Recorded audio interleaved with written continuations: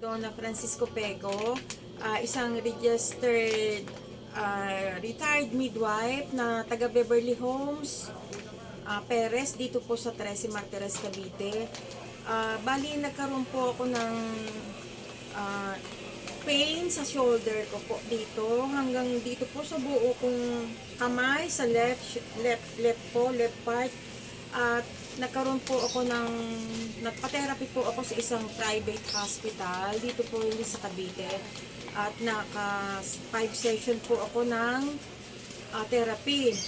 So, nagpunta po ako kay Ma'am Maricon Puli, at in-encourage niya po akong bumili po nitong Extreme Vitality. Pero sa totoo lang po, hindi niya talaga ako ma-encourage kasi isip ko parang lahat lang pare-parehas lang po sila ng content. At kaya lang po, dahil gusto ko din pong gumaling, tinry ko po na subukan po yung product.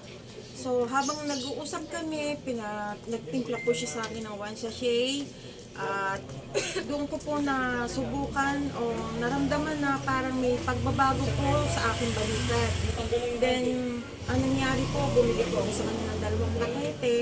At tinuloy-tuloy ko po ang pag-inom noon hanggang sa naramdaman ko na parang unti-unti gumagaling ako sa product na to.